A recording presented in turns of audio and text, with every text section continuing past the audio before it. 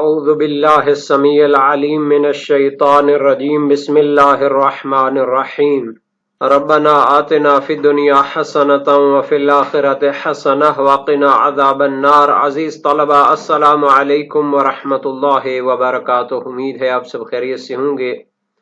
شرح المدوم کتاب حج درس نمبر 308 میں اشواط طواف میں شکوک کے احکام ذکر ہوں گے۔ افعال عمرہ میں سے احرام کے بعد طواف کے احکام پر گفتگو ہو رہی ہے۔ طواف کے جو چکر ہوتے ہیں خانہ کعبہ کے گرد، ان کو اشواط کہا جاتا ہے، تو ان میں شک کے احکام پر گفتگو ہوگی۔ طواف کے دوران اشواط میں کمی یاد آنے کا حکم ذکر کیا جائے گا۔ طواف کے چکروں کی تعداد میں شک کی صورتیں اور ان کے احکام بیان ہوں گے۔ متعلقہ مسائل اور فروعات ذکر ہوں گے۔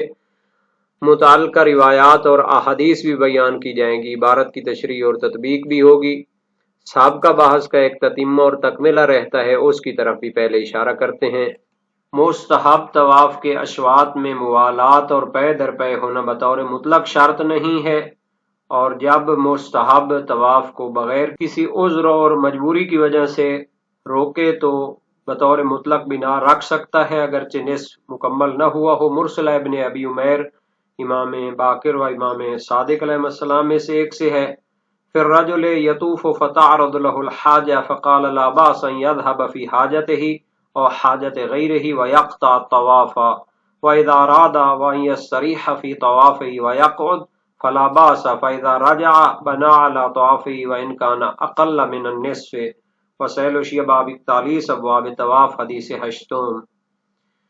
ایک شخص طواف انجام دے رہا ہے، کوئی حاجت اور مشکل پیش آتی ہے، فرمایا کوئی حرج نہیں، اپنی یا کسی دوسرے کی ضرورت کو جائے اور طواف کو روکے، اور جب وہ چاہے طواف میں استراحت کرنا چاہے، بیٹھنا چاہے تو کوئی حرج نہیں، اپنے طواف پر بنا رکھے اگرچہ نصف سے کم بھی ہو۔ یہ تو فقیہ کی روایت ہے، اور شیخ طوسی نے جو تہذیب میں روایت کی ہے اسی کو وَإِنْ كَانَ نَافِلَةً بَنَا عَلَى الشَّوْطِ وَالشَّوْطَيْنِ وَإِنْ كَانَ فِي طَوَافٍ فَرِيضَةٍ ثُمَّ خَرَجَ فِي حَاجَةٍ مَعَ رَجُلٍ لَمْ يَبْنِ وَلَا فِي حَاجَةِ نَفْسِهِ۔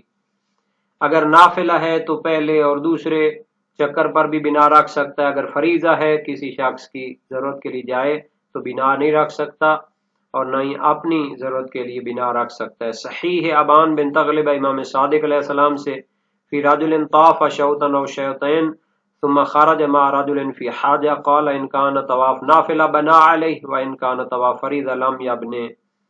ایک شخص طواف کے ایک دو چکر کاٹے ہیں اور پھر کسی شخص کی ضرورت کے لیے جاتا ہے، فرمایا اگر نافل ہے تو اسی پر بنا رکھ سکتا ہے، اگر فریضہ طواف ہے تو بنا نہیں رکھ سکتا، اور اگر بغیر عذر و مجبوری کے روکے تو ضروری ہے قاعدہ تجاوز نصف کو تحکیم کیا جائے، اور یہ شہید ثانی کا اس کتاب میں نظریہ ہے، یا اس پر بطور مطلق جائز ہے بنا رکھنا، جیسا کہ شہید اول نے دروس میں اختیار کیا، چونکہ روایات مطلق ہیں۔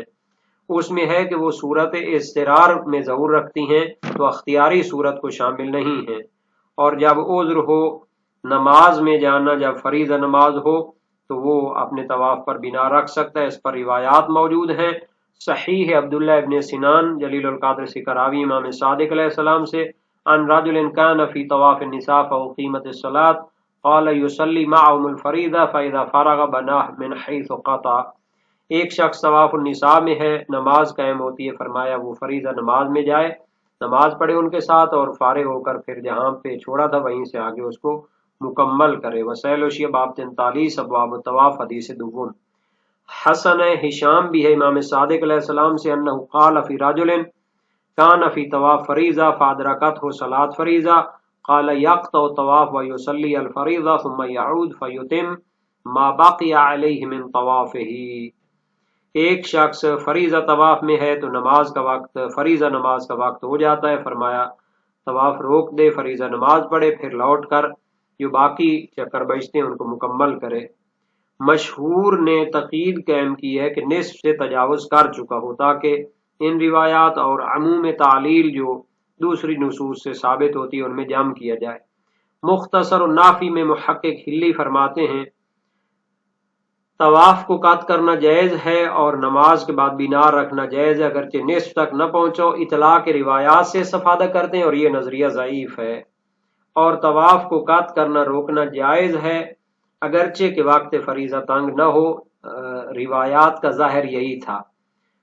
اس میں مالک نے اختلاف کیا ہے، مگر یہ کہ نماز کے فوت ہونے کا خوف ہو تو اس کو رد کیا گیا۔ جب روایات موجود ہیں تو آپ اس طرح کی قید کیسے لگاتے ہیں؟ شیخ طوسی نے مبسوط میں، محقق حلی نے نافع میں، علامہ حلی نے منتہی المطلب تذکرۃ الفقہاء اور تحریر الاحکام میں نماز وتر کو بھی ملحق کیا ہے اس حکم کے ساتھ جب اس کے وقت کے ختم ہونے کا خوف ہو۔ روایات سے استدلال کرتے ہیں۔ صحیح عبد الرحمن بن الحجاج ہے، امام ابو ابراہیم کاظم علیہ السلام سے، سألتہ عن الرجل یکون فی الطواف قد طاف بعضہ وباقی علیہ بعضہ فطلع الفجر فیخرج من الطواف الى الحجر او الى بعض المسجد اذا كان لم يوتر فيوتر ثم يرجع فيتم طوافه افترى ذلك افضل ام يتم الطواف ثم يوتر وان اسفر بعض الاسفار؟ قال ابدأ بالوتر وقت الطواف اذا خفت ذلك ثم اتم الطواف بعد۔ وسائل وشیہ باب 44 ابواب طواف حدیث اول۔ اس شخص کے بارے میں سوال کیا جو طواف میں ہے، کچھ انجام دیا کچھ باقی ہے، طلوع فجر ہونا چاہتی ہے تو وہ طواف سے نکل کر حجر اسماعیل یا مسجد کے کسی حصے میں جا کر نماز وتر پڑھے تو پھر لوٹ کر طواف کو مکمل کرے۔ آپ کیا سمجھتے ہیں، یہ افضل ہے یا طواف مکمل کر کے پھر وتر پڑھے اگرچہ کہ کچھ سورج نکل بھی آئے؟ تو فرمایا پہلے وتر پڑھے پھر طواف کو کاٹ دے جب اسے خوف ہو اور پھر بعد میں اس طواف کو مکمل کر لے۔ یہ بھی مشروط ہے نصف سے تجاوز کر چکا ہو۔ مشہور کے نزدیک علامہ حلی نے منتہی المطلب اور تذکرۃ الفقہاء میں اضافہ کیا نماز جنازہ کے لیے بھی جا سکتا ہے، شرط یہ ہے کہ نصف سے تجاوز کر چکا ہو اور اس میں بھی کوئی حرج نہیں ہے۔ یہ سب طواف کو روکنے کے بارے میں ہے، جبکہ اس کی کمی کے بارے میں اگر عمدی ہو اگرچہ ایک شوط ہو یا کم ہو تو یا واجب ہے اس پر تمام کرنا جب باقی ہو مطاف میں اور منافی بھی انجام نہ دیا ہو، چونکہ متیقن یہ ہے کہ برات ہے۔ نیز یہ نماز کی طرح ہے کہ جس میں یہ معتبر ہوتا ہے، لیکن جب وہ مطاف سے منصرف ہو چکا ہو یا منافی حدث وغیرہ انجام دیا ہو تو شروع سے طواف کو انجام دینا چاہیے، اور جب نقصان اور کمی سہوی ہو اور مطاف سے وہ نکل چکا ہو اور یا منافی انجام دی ہو حدث وغیرہ، اگر نصف سے تجاوز کر چکا تھا تو پلٹ کر مکمل کرے، اور اگر اس سے کم سا تو مشہور فقہاء کی بنیاد پر شروع سے انجام دے۔ وہ قاعدہ تجاوز نصف کو قاعدہ تحکیم قرار دیتے ہیں جو کہ نصوص مرض و بیماری اور حدث سے ثابت ہوتا ہے۔ سید المدارک نے اس پر اشکال کیا ہے، ہاں انہوں نے صحت کا حکم کیا ہے جب بھولا ہوا ایک آدھ چکر ہو تو اسے ممکنہ صورت میں مکمل کرے ورنہ نائب لے لے۔ حسن بن عطیہ کی روایت اس پر دلالت کرتی ہے۔ سلیمان بن خالد نے آپ سے سوال کیا جبکہ میں حاضر تھا اس شخص کے بارے میں جس نے 6 چکر طواف کعبہ کے کیے۔ امام صادق علیہ السلام نے فرمایا کیسے 6 چکر؟ کہا کہ استقبل الحجر، وہ حجر اسود کی طرف قبلہ رو ہوا اور کہا اللہ اکبر وعقد واحدا، اس طرح اس نے پھر نیت کر کے شروع کیا۔ امام صادق علیہ السلام نے فرمایا یطوف شوطن، تو ایک جو رہتا ہے اسی کو انجام دے۔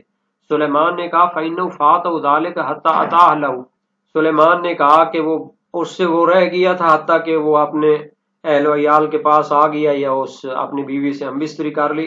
فرمایا یامر من یطوف عنہ، تو کسی کو کہے کہ اس کی طرف سے ایک چکر لگا دے۔ وسائل وشیہ باب 32 ابواب طواف حدیث اول ہے۔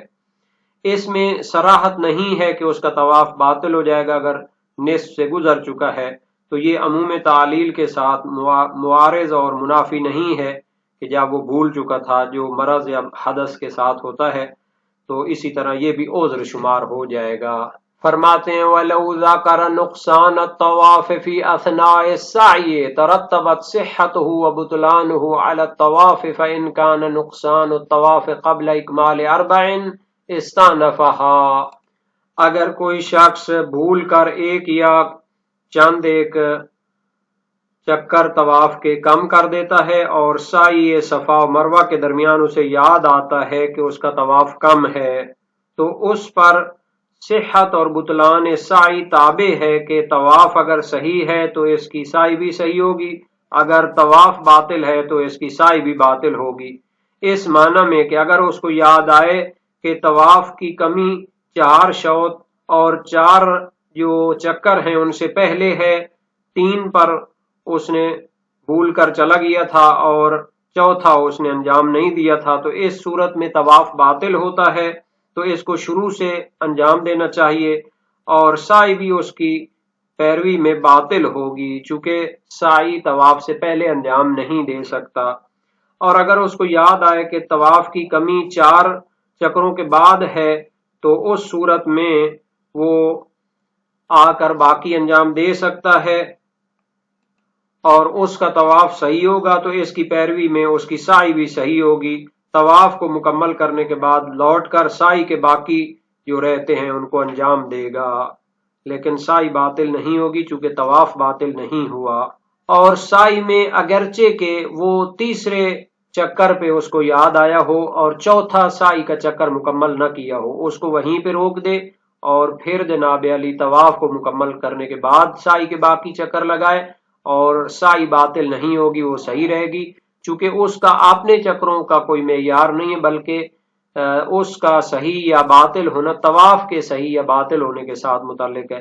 سعی مستقل نہیں ہوتی تاکہ ہم فرق رکھیں کہ اگر 4 سے پہلے اس کو روکا ہے تو پھر وہ باطل ہو جائے، اگر 4 کے بعد روکا ہے تو پھر وہ باطل نہ ہو۔ تو یہی ہے، اگر اس کو یاد آئے طواف کی کمی فی اثناء السعی، جب وہ صفا اور مروہ کے درمیان سعی کر رہا ہے، ترتبت صحتہ و بطلانہ علی الطواف، تو سعی کا صحیح یا باطل ہونا طواف پر موقوف ہے۔ فَإِنْ كَانَ نُقْصَانُ الطَّوَافِ قَبْلَ إِكْمَالِ 4، اگر طواف کی کمی 4 چکر اس کے مکمل ہونے سے پہلے تھی، استانفہا، تو طواف شروع سے انجام دے گا، سابقہ طواف باطل ہے اور اس کی پیروی میں سعی بھی باطل ہوگی۔ وَإِنْ كَانَ بَعْدَهُ بَنَا عَلَيْهِمَا وَإِنْ لَمْ يَتَجَاوَزْ نِصْفَ السَّعْيِ فَإِنَّهُ تَابِعٌ لِلطَّوَافِ فِي الْبِنَاءِ وَالِاسْتِئْنَافِ، اور اگر 4 شوط 4 چکر طواف کے مکمل ہونے کے بعد اس کو کمی یاد آئی، یعنی کہ اس میں 3 چکر باقی رہتے تھے اور وہ سعی کو انجام دے رہا تھا، بنا علیہما، تو دونوں پر وہ بنیاد رکھ سکتا ہے، یعنی وہیں پر سعی کو چھوڑ کے آ کر طواف کے باقی 3 چکر انجام دے، اور جو باقی سعی کے چکر رہتے ہیں ان کو بھی انجام دے سکتا ہے۔ ان لم یتجاوز نصف السعی، اگرچہ کہ وہ سعی کے آدھے چکروں سے آگے نہ بڑھا ہو۔ کیوں؟ یعنی مثال کے طور پر 3 چکر ابھی سعی کے لگائے ہیں اور اس کو یاد آتا ہے کہ 4 کے بعد میرے طواف کے چکر رہتے ہیں، تو اگرچہ سعی کے نصف سے کم ہیں لیکن پھر بھی وہ باطل نہیں ہوگی، چونکہ اس کا مستقل حکم نہیں ہے، بلکہ اس کا حکم کنیکٹڈ ہے اور متصل ہے، موقوف ہے کس کے ساتھ؟ طواف کے چکروں کے ساتھ۔ طواف اگر صحیح ہے تو یہ بھی صحیح ہے۔ فَإِنَّهُ تَابِعٌ لِلطَّوَافِ فِي الْبِنَاءِ وَالِاسْتِئْنَافِ، سعی جو ہوتی ہے وہ تابع ہوتی ہے طواف کے، کہ اگر طواف صحیح ہوا ہے باقی اس کے چکر انجام دے سکتے ہیں تو سعی کے باقی چکر بھی انجام دے سکتے ہیں، اور اگر طواف پہلا باطل ہے تو پھر سعی کے چکر بھی جو ہوئے ہیں یہ باطل ہوں گے، اور شروع سے طواف کو بھی انجام دینا پڑے گا اور شروع سے اس سعی کو بھی انجام دینا پڑے گا۔